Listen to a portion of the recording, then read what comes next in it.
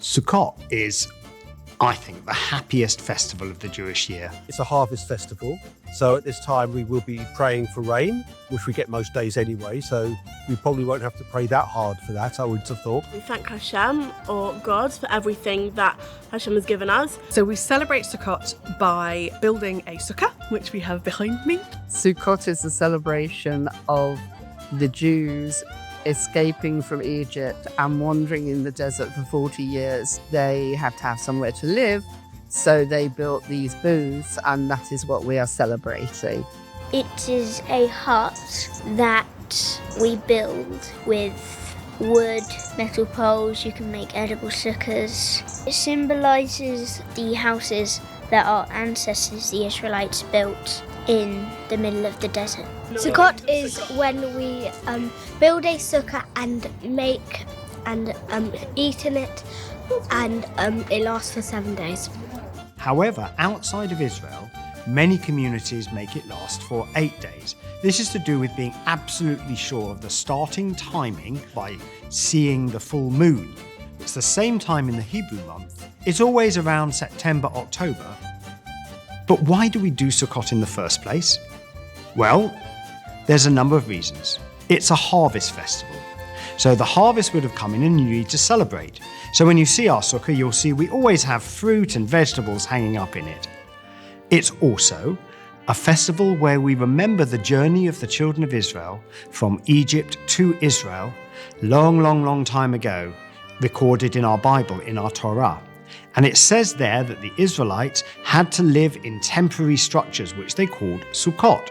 So when we build a sukkah, it's a little bit like having that experience ourselves. And there's another reason, which is if you're a farmer, or if you're just somebody growing food, you need rain. And if you haven't got rain, it's not going to grow.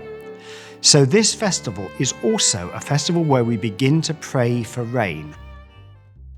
So our community comes together and we create a sukkah, which is a temporary structure.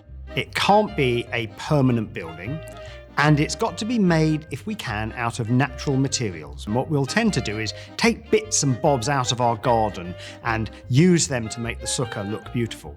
They would provide shade during the day and shelter during the night, and obviously were not designed to be this far north because they're not quite rainproof. One of the great joys of Sukkot is getting to decorate our sukkah. It's a little bit like my Christmas tree. I have a box of decorations that I bring out every year. Memories come out of the box, things the kids have made, and it's really special. We also celebrate by inviting lots of guests into our sukkah to celebrate in the festival, to enjoy hospitality and good food, and to keep each other warm.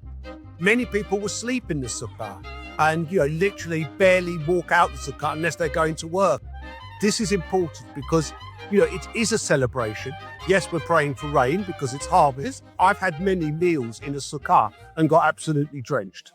And we also have the 4 species which the Torah tells us to bring together and shake. They are the etrog, which is a giant citrus fruit, the lulav, which is the palm, hadassah, which is myrtle, and willow. Some people say that the citron, the etrog, represents our hearts.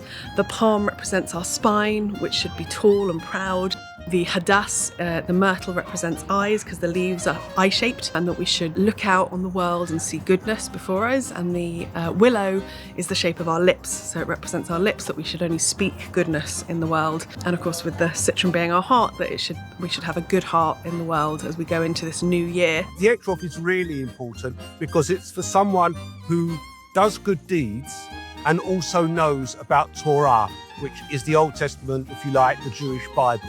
I have a terrible sense of smell, but I'm told that it's got a wonderful sweet fragrance. We wave them in 6 directions. We say a bracha, which is a prayer, and then we wave them forwards, to the right, behind, to the left, up and down. We shake them in those different directions so that it encompasses the whole world and that we are praying for rain. On Sukkot, we come to synagogue.